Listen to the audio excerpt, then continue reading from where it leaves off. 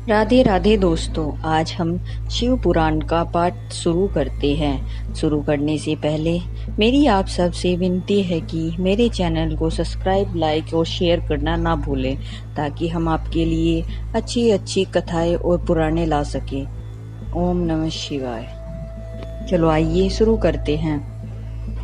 राधे राधे दोस्तों, आज हम आपको कर्म माया और ज्ञान माया का तात्पर्य बताते हैं।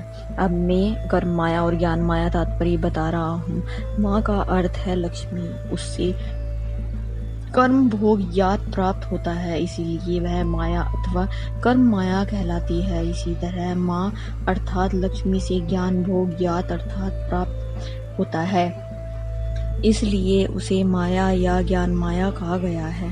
उपयुक्त सीमा से नीचे नश्वर भोग है और उत्तर और ऊपर नित्य भोग। इससे नीचे ही तिरोधान अथवा लय है, ऊपर नहीं। वहां से नीचे ही कर्ममय पाशों द्वारा बंधन होता है, ऊपर बंधन का सदा अभाव है। उससे नीचे ही जीव सकाम कर्मों का अनुसरण करते हुए विभिन्न लोकों और योनियों में चक्कर काटते हैं। उससे ऊपर के लोकों में निष्काम कर्म ही भोग बताया गया है। बिंदु पूजा में तत्पर रहने वाले उपासक वहां से नीचे के लोकों में ही घूमते हैं। उसके ऊपर तो निष्काम भाव से शिवलिंग की पूजा करने वाले उपासक ही जाते हैं। जो एकमात्र शिव की ही उपासना में तत्पर है, वे उससे ऊपर के लोकों में जाते हैं। वहां से नीचे जीव कोटि है और ऊपर शिव कोटि। नीचे सांसारी जीव रहते हैं और ऊपर मुक्त पुरुष। नीचे कर्म लोक है और ऊपर ज्ञान लोक। ऊपर मद और अहंकार का नाश करने वाली नर्मता है। वहाँ जन्म जनित तिरोधान नहीं है, उसका निवारण किए बिना वहाँ किसी का प्रवेश संभव नहीं है। इस प्रकार तिरोधान का निवारण करने से वहाँ ज्ञान शब्द का अर्थ ही प्रकाशित होता है।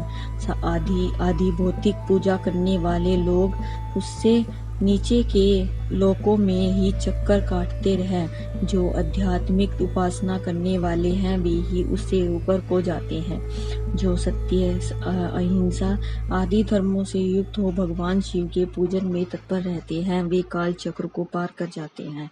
काल चक्रेश्वर की सीमा तक जो विराट महेश्वर लोक बताया गया है, उसे ऊपर वृषभ के आकार में धर्म की स्थिति है। वह ब्रह्म चक्र का मूर्तिमान रूप है। उसकी नित्य सोच, अहिंसा और दया ये चार पाद है। वह साक्षात शिवलोक के द्वार पर खड़ा है। क्षमा उसके सींग है, सम कान है। वह वेद ध्वनि रूपी शब्द से विभूषित है। आसितकता उसके दोनों नेत्र हैं। विश्वास ही उसकी श्रेष्ठ बुद्धि एवं मन है। क्रिया आदि धर्म रूपी जो वृक्षभ है वे कारण आदि में स्थित है, ऐसा जानना चाहिए। उस क्रिया रूप वृक्षभ का धर्म पर कालातीत शिव आरूढ़ होते हैं। ब्रह्मा, विष्णु और महेश्वर की जो अपनी अपनी आयु है उसी को दिन कहते हैं। जहाँ धर्म रूपी वृषभ की स्थिति है उसे ऊपर न दिन न रात्रि, वहाँ जन्म मरण आदि भी नहीं है। वहाँ फिर से कारण स्वरूप ब्रह्मा के कारण सत्यलोक पर्यंत 14 लोक स्थित है। जो 5 भौतिक गंध आदि से परे हैं, उनकी सनातन स्थिति है। सूक्ष्म गंध ही उसका स्वरूप है।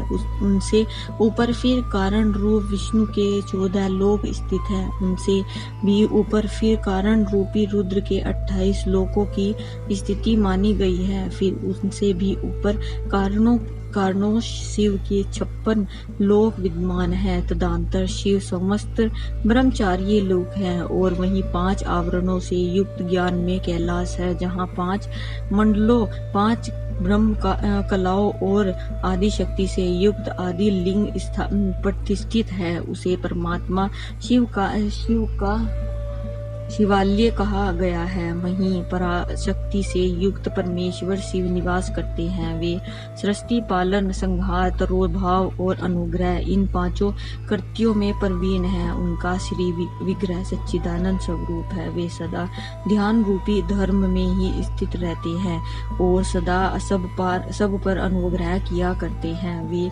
स्वात्मा राम हैं और समाधि रूपी आसन पर आसीन हो नित्य विराजमान होते हैं।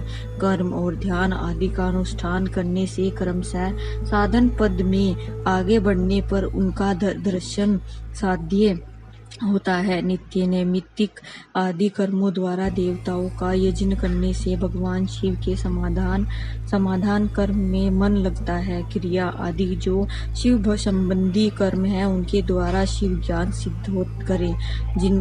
जिन्होंने शिव तत्व का साक्षात्कार कर लिया है अथवा जिन पर शिव की कृपया दृष्टि पड़ जा चुकी है वे सब मुक्त हो ही हैं, उसमें संशय नहीं है। आत्म स्वरूप से जो स्थिति है वही मुक्ति है। एकमात्र अपने आत्मा में रमण या आनंद का अनुभव करना ही मुक्ति का स्वरूप है। जो पुरुष क्रिया, तप, जप, ज्ञान और ध्यान रूपी धर्मों में भली भांति स्थित है वह शिव का साक्षात्कार करके स्वात्मा स्वरूप मोक्ष को ही भी प्राप्त कर लेता है।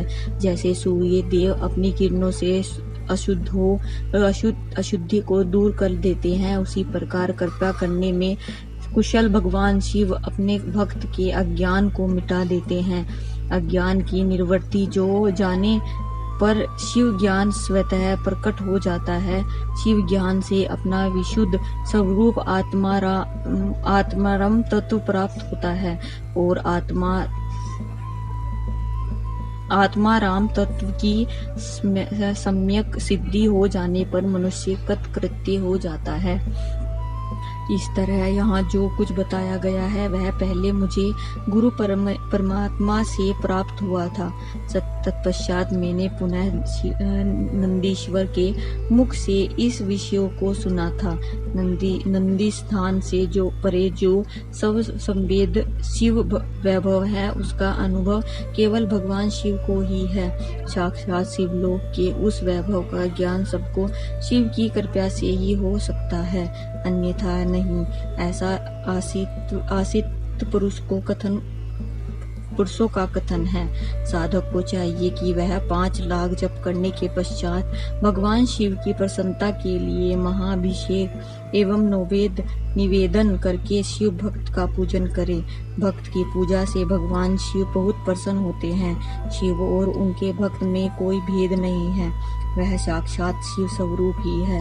शिव स्वरूप मंत्रों को धारण करके वह शिव ही हो गया रहता है।